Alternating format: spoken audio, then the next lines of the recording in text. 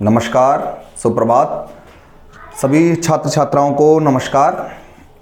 हम अपनी इस ऑनलाइन वीडियो श्रृंखला को आज आगे बढ़ाते हुए हमने पिछले वीडियो में बीए पार्ट फर्स्ट हिंदी साहित्य के प्रथम प्रश्न पत्र के अंतर्गत भक्ति काल को पढ़ा था। भक्ति काल का हमने सामान्य परिचय प्राप्त किया था। भक्ति काल जिसे हिंदी साहित्य के इतिहास में स्वर्ण युग कहा जाता है, स्वर्ण काल माना जाता है। इस काल की जो धाराएं हैं उनके बारे में हमारा अध्ययन लगातार नियमित रूप से अब चलता रहेगा।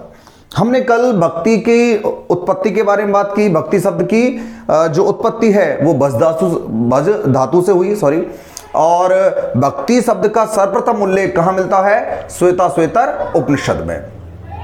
भक्ति काल की दो धाराएं हैं, निर्गुण और सगुण। हम निर्गुण के भी दो भेद हैं, दो भागों में विभाजित हो जाते हैं, और सगुण भी दो भागों में विभाजित हो जाते हैं। हम इसका वर्गीकरण कर चुके हैं।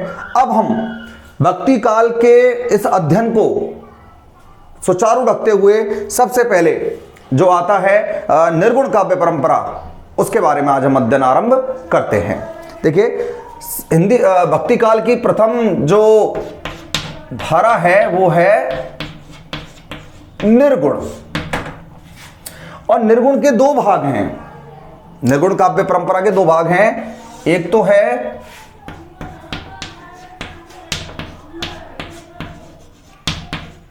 संत काव्य, जिसे हम ज्ञानाश्रयी भी कहते हैं, ज्ञानाश्रयी शाखा भी कहते हैं। और दूसरा है इसका निर्गुण में, वो है प्रेम काव्य, या हम कह सकते हैं सूफी काव्य, प्रेमाश्रयी धारा। और ये तो यहां निर्गुण जो हमारी भक्ति है, दो प्रकार की भक्ति, दो प्रकार की धाराएं मिलती है भक्ति काल में, निर्गुण और सगुण। तो हम निर्गुण के बारे में आज हम चर्चा कर रहे हैं। तो निर्गुण काव्य परंपरा जो है, निर्गुण धारा जो है, दो भागों में विभाजित है। किस किस में? संत काव्य परंपरा और प्रेम काव्य परंपरा। संत काव्य का दूसरा नाम है ज्ञानाश्रयी शाखा, ज्ञानाश्रयी। और इसके जो प्रवर्तक कवि हैं, इसके प्रमुख कवि हैं, वो हैं कवि। किसके हैं? संत काव्य परंपरा के जो प्रमुख कवि हैं कौन हैं? कबीरदास जी हैं। और प्रेम काव्य, सूफी काव्य, प्रेमाश्रयी के प्रमुख कवि हैं जायसी। ये दोनों ही जो धाराएं हैं, दोनों जो काव्य हैं, ये किसमें सम्मिलित हैं? निर्गुण में। अब निर्गुण क्या है और निर्गुण की जो धाराएं हैं उनका किस प्रकार से विभाजन होता है और उनमें क्या सूक्ष्म अंतर हमें देखने को मिलता है, ये हम अब लगातार अध्ययन करते रहेंगे। तो आज हम सबसे पहले निर्गुण काव्य धारा में सबसे पहले आरंभ करते हैं संत काव्य परंपरा, इसके बारे में अध्ययन करते हैं। फिर प्रेम काव्य परंपरा के बारे में हम अध्ययन करेंगे। तो ये दो धाराएं हैं निर्गुण भक्ति की, संत काव्य परंपरा और प्रेम काव्य परंपरा। इसको क्या, इसका दूसरा नाम ज्ञानाश्रयी है, क्योंकि संतों ने सबसे ज्यादा जो विशेष जोर दिया है किस पर दिया है? ज्ञान पर दिया है।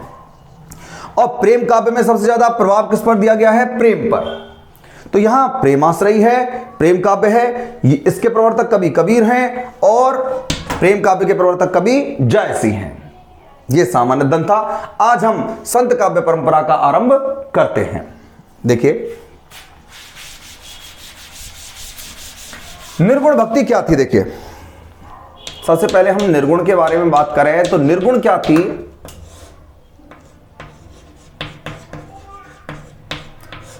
निर्गुण भक्ति के बारे में हम थोड़ा सामान्य अध्ययन प्राप्त कर चुके हैं। निर्गुण क्या है कि जो क्या है, वे जो अनादि अनंत अज्ञात ब्रह्म का नाम जप करने वाले जो संत कवि थे, जो ऐसे वर्ग के कवि जिन्होंने किसको? अज्ञात ब्रह्म का जप किया है, जो मानते हैं कि जो परमात्मा है वह कहां पर? घट घट में निवास करता है, घट घट में हर जगह उसकी उपस्थिति पाई जाती है, और वे केवल आत्मा और परमात्मा के ही संबंध को स्वीकार करते हैं। वे बाह्य आडंबरों से दूर रहते हैं और सहज जीवन, आचरण की शुद्धता और सदाचारी जीवन पर वो सबसे ज्यादा जोर देते हैं। परोपकारी जीवन को उन्होंने सबसे ज्यादा महत्व दिया है। ये निर्गुण भक्ति में है। निर्गुण भक्ति का जो मूल आधार हम कह सकते हैं वो है शंकराचार्य का अद्वैतवाद। निर्गुण भक्ति का जो मूल आधार है, मूल आधार क्या है? शंकराचार्य का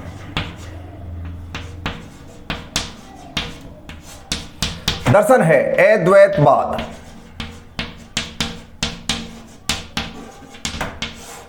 भाई निर्गुण भक्ति का जो मूल आधार है वो क्या है? शंकराचार्य का एक दर्शन था, एक संप्रदाय था, अद्वैतवाद। देखिए यहां पर शब्द अद्वैत, ए मतलब नहीं, द्वैत मतलब दो, अर्थात ब्रह्म और जीव जो हैं वो अलग अलग नहीं हैं, अद्वैत, उनमें कोई भेद नहीं है। तो यही बात कौन मानते हैं? ये निर्गुण भक्ति के जो कवि हैं, निर्गुण धारा के जो कवि हैं, वो इसी बात को मानते हैं कि अद्वैतवाद, आत्मा परमात्मा में कोई अंतर नहीं है। जीव और ब्रह्म जो है वे एक दूसरे के क्या हैं? पूरक है। उनसे परमात्मा को प्राप्त करने के लिए आत्मा को कुछ प्रयत्न करने पड़ते हैं, कुछ प्रयास करना पड़ता है और अंततः वह अपने सहज जीवन, सदाचार जीवन से, अपने आध्यात्म से, अपने योग से वह परमात्मा को प्राप्त करने में कहीं सफल भी होती है। तो इस प्रकार से इनकी भक्ति का जो मूल आधार है निर्गुण भक्ति का, वो क्या है? शंकराचार्य का अद्वैतवाद।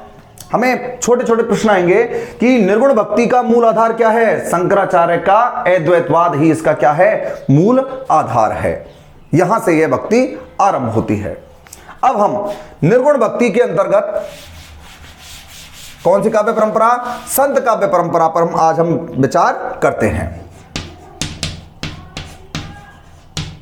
संत काव्य परंपरा, इसका दूसरा नाम क्या था? ज्ञानाश्रयी।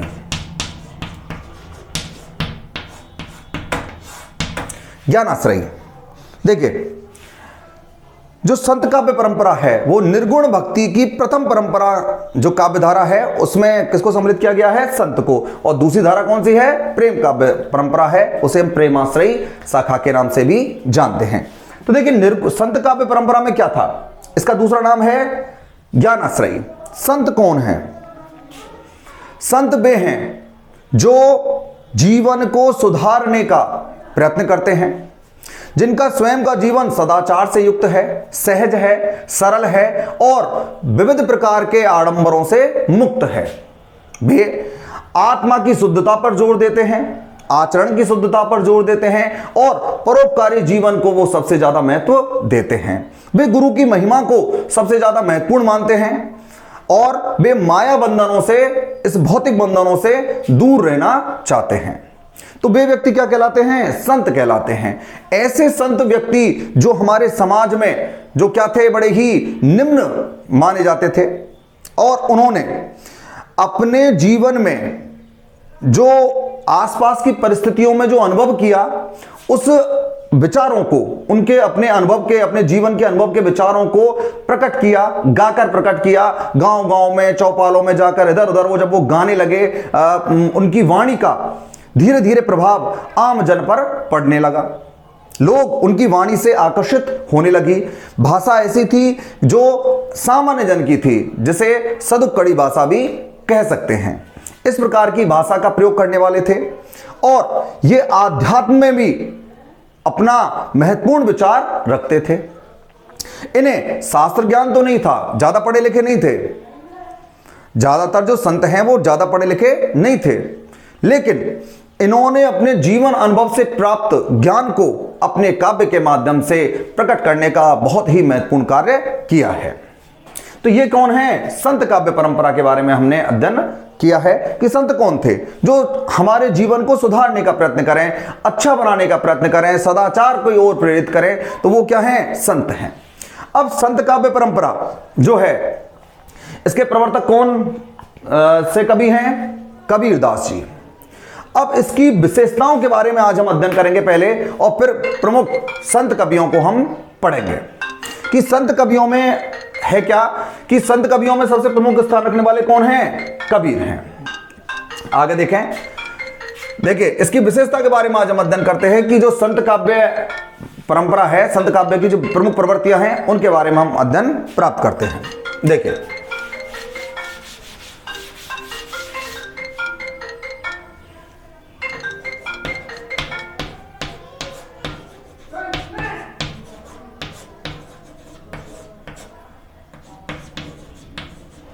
संत काव्य की विशेषताएं, संत काव्य परंपरा की विशेषताएं। देखिए कि हमारी जो हम देखते हैं निर्गुण धारा की प्रथम जो धारा है वो कौन सी है? संत काव्य परंपरा की है। निर्गुण संत क्या थे इसके बारे में अभी हमने चर्चा की। संत कौन थे? जीवन की शुद्धता, आचरण की शुद्धता, परोपकारी भाव को महत्व देने वाले कौन थे? संत थे। अब संत काव्य की विशेषताएं क्या हैं? देखिए सामान्य विशेषताओं में देखें हम तो ये क्या हैं, इनकी विशेषताएं क्या रही हैं, इनकी प्रमुख प्रवृत्तियां। स्वानुभूत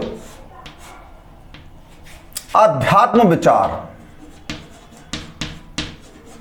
स्वानुभूत आध्यात्म विचार पहली विशेषता पाई जाती है किसकी? संत काव्य की। कि देखिए जो संत थे वो सामान्य जीवन के थे, छोटी छोटी जातियों के थे। अब इनमें इनकी जो काव्य धारा है, इनकी जो विशेषता है संत काव्य की वो है क्या?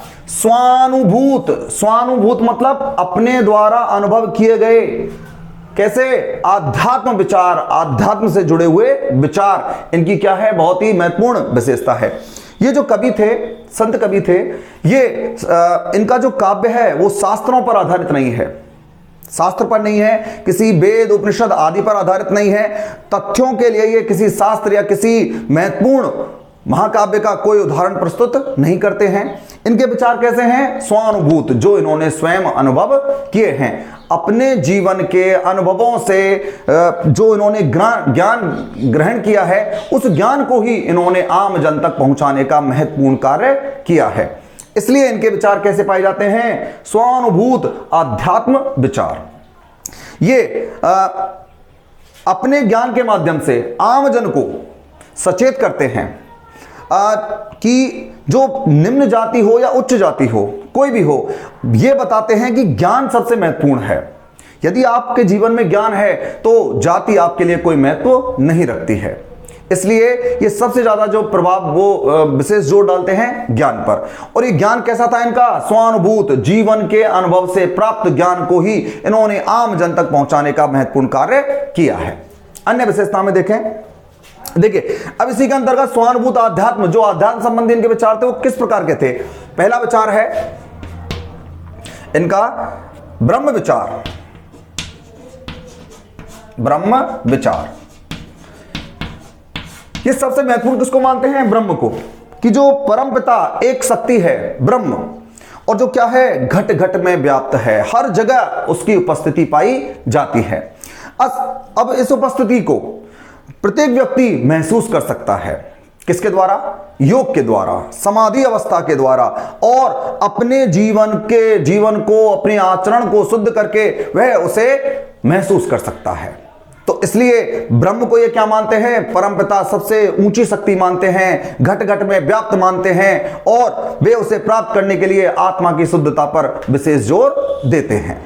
अगले इनके विचार आध्यात्म संबंधी हैं, वो हैं आत्मविचार। जो संत कवि हैं वो अपनी आत्मा की शुद्धता पर, मतलब छल कपट दोष आदि से रहित तुम्हारा मन होना चाहिए, दूसरे के प्रति तुम्हारे मन में परोपकार की भावना होनी चाहिए है, और वह किसी दुखी को देखकर तुम्हारा हृदय द्रवित हो। आत्मा होनी चाहिए तुम्हारी सभी प्रकार के भौतिक बंधनों से मुक्त होनी चाहिए, माया से मुक्त होनी चाहिए। और आत्मा संबंधी विचारों में कहते हैं कि तुम्हारा मुख्य ध्येय क्या है? परमात्मा को प्राप्त करना है। उस परमात्मा को प्राप्त करने के लिए सबसे महत्वपूर्ण आवश्यक है कि किसकी शुद्धता हो? आत्मा की शुद्धता हो, तुम्हारे विचारों की शुद्धता हो। इस माध्यम से आप उस परम पिता को प्राप्त करने में सफल हो सकते हैं। तो कैसे? दूसरे विचार कैसे हैं? आत्म विचार हैं। तीसरे हैं इनके माया विचार।